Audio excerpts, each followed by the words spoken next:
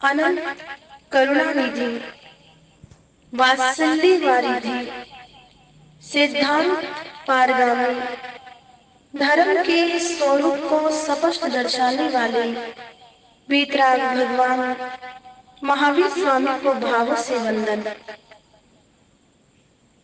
वर्तमान आचार्य सम्राट, ध्यान योगी युग पुरुष डॉक्टर श्री मुनि जी महाराज साहिब के श्री चरण कमलों में बारंबार वंदन नमन। मम हृदय निवासिनी सरल आत्मा गुरनी मैया श्री वीणा जी महाराज साहिब के श्री चरण सरोजों पर भावों सहित कोटि कोटि नमन करते हुए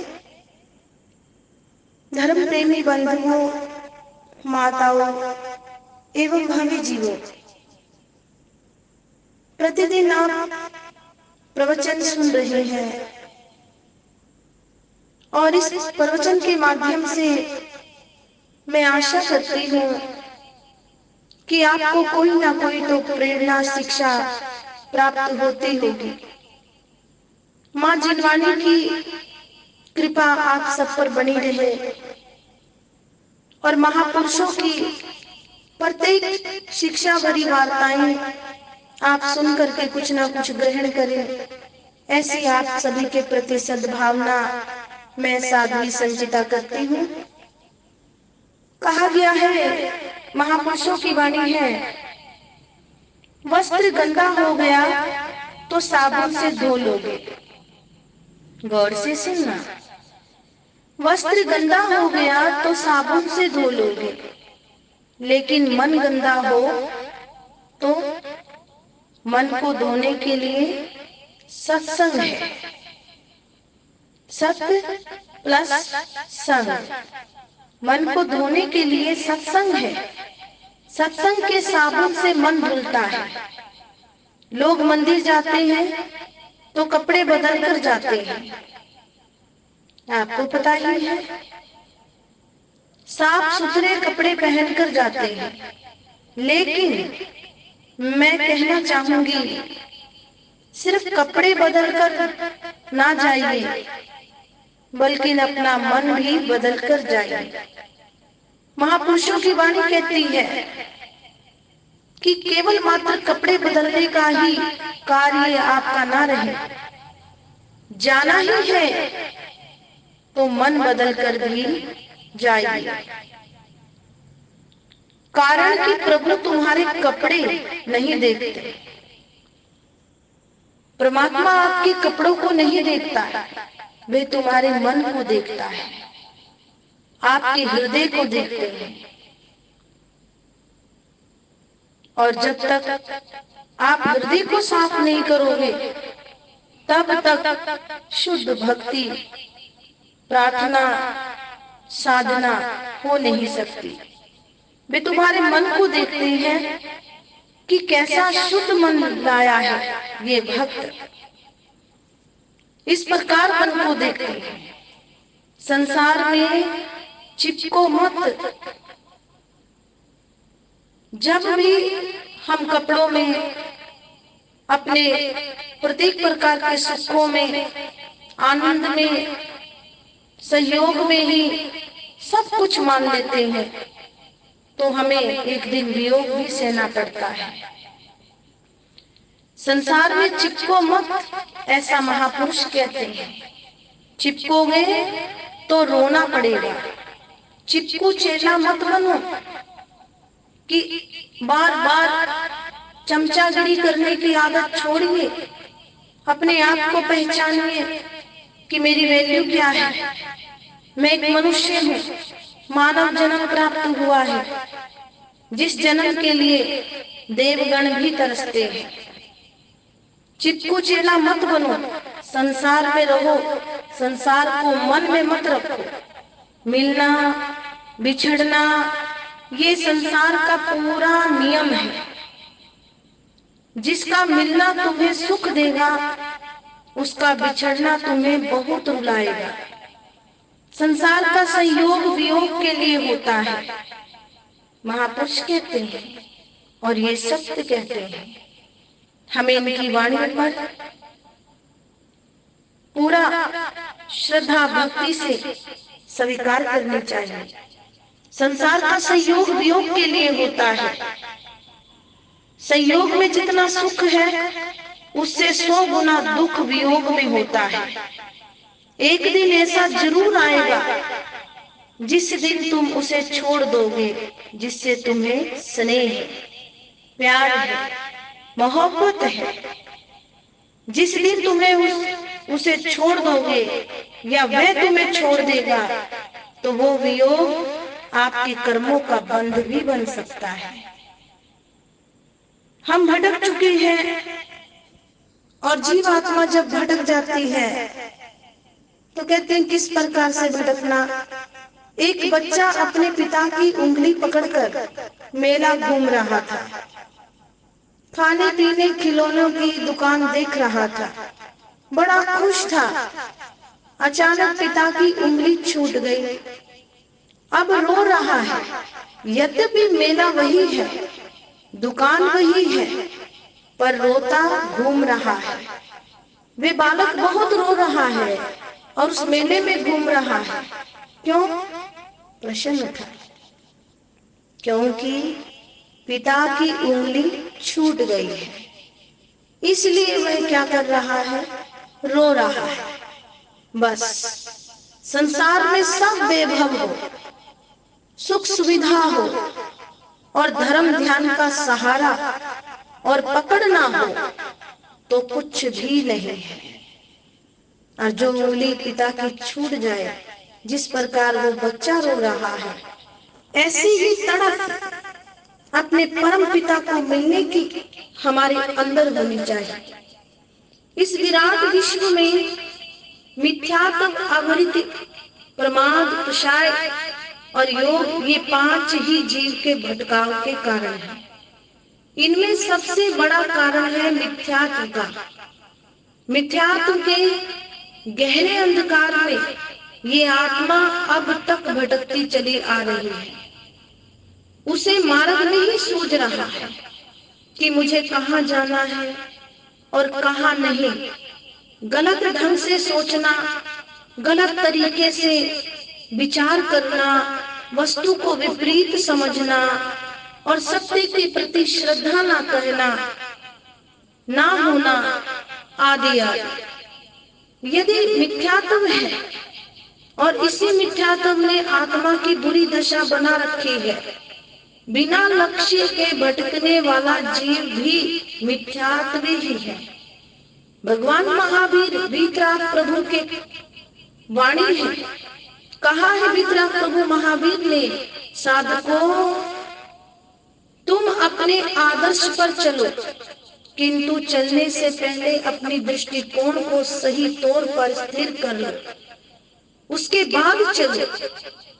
पहले विचार करो कि मैं अच्छे मार्ग पर चल रहा हूँ या गलत मार्ग पर। यात्रा नहीं, भटकाव है। अगर आप गलत चल रहे हैं, एक यात्री पथ पर चल पड़ा और ऐसा बेहताशा चल रहा कि पसीने पसीन हो गया। जब उससे पूछा गया कि कहाँ से आ रहे हो, तो वह कहता है ये तो पता नहीं। अरे भैया, फिर भी कहाँ से आ रहे हो? पूछने वाला पूछ रहा है। हाँ, मिथ्यात्व ही कहता है, हाँ आ तो रहा हूँ, मगर नहीं मालूम कि कहाँ से आ रहा हूँ। ये गलत सोचने वालों की राह है। अच्छा, फिर पूछा गया, अच्छा बताओ कहाँ जा रहे हो? ये भी नहीं मालूम। कहिए साहिब, ऐसा यात्री मिलेगा तो उसे यात्री कहेंगे या पागल? कोई उसे अच्छा तो कहेगा नहीं। ये यात्रा नहीं, बल्कि जीवन का भयंकर भटकाव है, जिसे ना आने का पता और ना जाने का पता।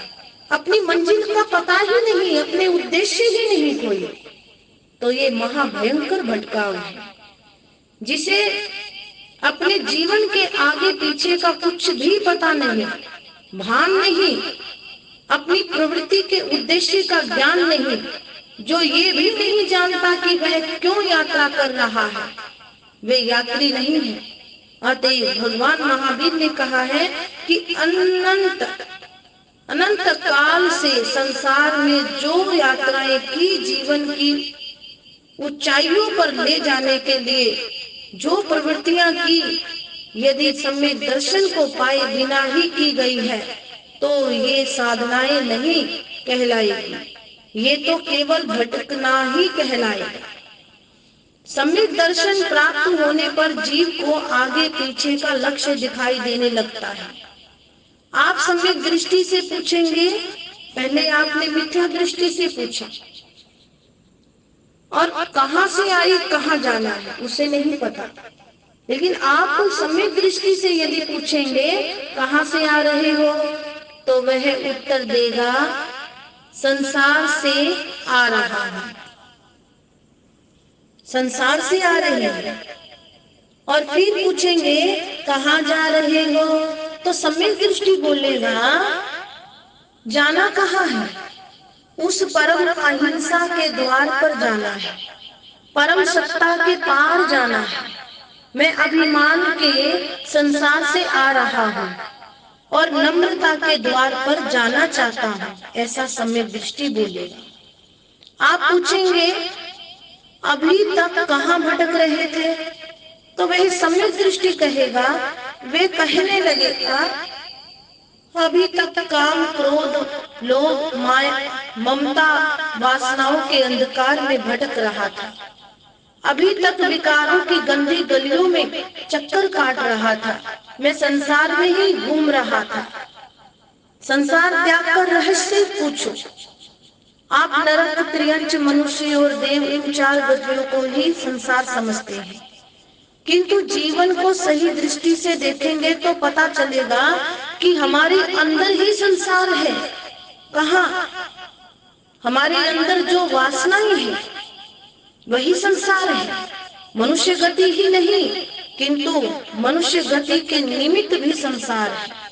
संवर और निर्जरा संसार के बाहर की चीजें हैं। बाहर का संसार छोड़कर अंदर के संसार में प्रवेश करना है, ऐसा महापुरुषों की, अरिहंतों की वाणी कहती है। हम मनुष्यों के संसार में रहते हैं। संसार को उतार कर फेंका नहीं जा सकता। आप कहते हैं अमुक ने संसार को त्याग दिया, मगर उसने क्या त्याग दिया? प्रश्न किया गया है। वहां शरीर है, इंद्रियां है, वस्त्र है, भोजन है, पानी है, फिर छोड़ क्या दिया है? संसार को छोड़ देने का अर्थ है संसार के कारणों को छोड़ देना। जिन कारणों से कर्म बंधन होता है, जिन कारणों से संसार का बंधन होता है, उन कारणों को छोड़ दिया है। वास्तव में संसार बंधन का कारण है। आश्रम, जब आश्रम छोड़ दिया तो कहाँ जाता है कि संसार छोड़ दिया। इसलिए हम कहते हैं, महापुरुषों की वाणी कहती है कि सबसे बड़ा संसार बाहर नहीं है, जो दिखाई दे रहा है वह नहीं है। सबसे बड़ा संसार तो अंदर ही छिपा है, जो हमें दिखाई नहीं देता। बुरा बर्ताव जो सबसे बड़ा जहर है। यदि हम किसी के साथ बुरा बर्ताव करते हैं, बुरे व्यवहार को दर्शाते हैं, अपशब्द बोलते हैं, अनकंट्रोल अपनी जीभा से वाणी निकालते हैं, तो वह सबसे बड़ा जहर है। यही सबसे बड़ा संसार है। इसको निकाल फेंक दिया तो समझो संसार से अलग हो गई। आचार्य की भाषा में कहूं, आचार्य भगवंतों की भाषा जो है उसमें कहूं तो कितनी ही बार सुनने में, अध्ययन करने में आ रहा है। बार हमने साधु को कहा है, कितनी ही बार हमने साधु का वेश पहन लिया, कितनी ही बार श्रावक कहलाई और ओघा और मोमबत्तियों का सुमेरु गिरी के जितना ढेर कर दिया, किंतु मोक्ष मंजिल की ओर एक कदम भी नहीं बढ़े। संसार की वासना नहीं छूटी, कपड़े बदल दिए तो क्या हो गया? गौर करना, कपड़े बदल लिए तो क्या हो गया? ये सब बदले जा सकते हैं, किंतु जीवन को बदला ही महत्वपूर्ण है, ऐसा अरिहंतों की वाणी कहती है। कपड़ा बदलने मात्र से कुछ नहीं होता, हमारा मूल तो है जीवन को बदलना। कि जब तक आप अपने जीवन को नहीं बदलोगे, सम्यक्त्व में नहीं जाओगे, सही मार्ग को नहीं चुनोगे, अंदर के संसार को नहीं समाप्त करोगे, तब तक आपकी आत्मा का कल्याण नहीं हो सकता। अब तक हम शरीर की सुरक्षा करते रहे हैं, किंतु आत्मा की नहीं, जबकि आत्मा की सुरक्षा अति आवश्यक है। बाहरी पदार्थों में रमण करते रहे, भोगों में, विलासों में ही अपने जीवन का अंतिम अध्याय सब समझ बैठे हैं। यही तो जीवन की विडंबना है। एक छोटे से उदाहरण द्वारा मैं इस बात को स्पष्ट करना चाहूंगी कि महापुरुषों की कृपा से एक दृष्टांत कभी अध्ययन करने में मिला। कहा जाता है कि एक सेठ ने नौकर से कहा, उसके घर में एक नौकर था, और उस नौकर से कहा, रामू, बच्चों को तालाब पर स्नान करवा के ले आओ। किसमें? तालाब में।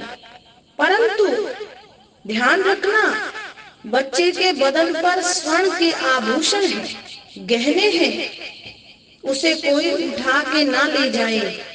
सेठ की आज्ञा अनुसार नौकर बच्चे को लेकर तालाब पर पहुंचा। बच्चे ने वस्त्र आभूषण खोले, गहने उतारे और तालाब के किनारे रख दिए। अब रामू उसकी रखवाली करने लगा। किसकी? गहनों की। संयोग की बात थी, स्नान करते करते बच्चे का पैर फिसल गया, वो तालाब में डूबने लगा।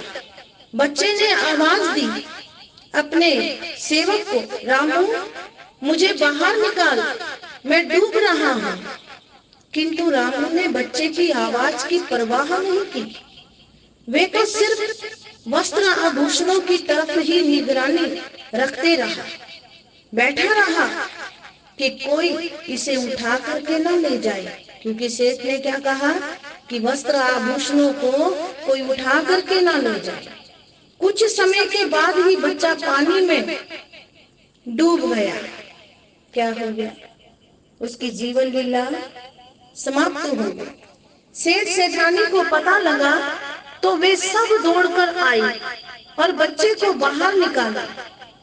तब तक तो वह मर चुका था, उसकी जीवन लीला समाप्त हो चुकी थी। रामू से पूछा गया, ये कैसे किया हुआ, कैसे हो गया? उसने जवाब दिया कि छोटे बाबू स्नान करते करते पानी में फिसल पड़े। सेठ ने पूछा, उस समय तूने क्या किया, तुम कहाँ थे? तो रामू कहता, करता क्या, आप ही ने तो कहा था कि बच्चे के वस्त्र आभूषणों की तरफ पूरा ध्यान रखना, उन्हें कोई चुरा के ना ले जाए। इसमें मेरा क्या दोष है सेठ जी?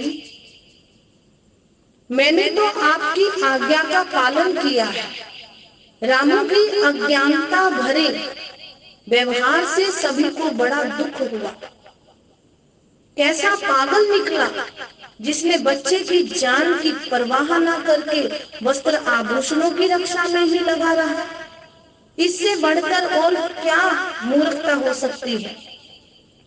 सभी पश्चाताप करते हुए रोकर रह गए, विलाप करके रह गए।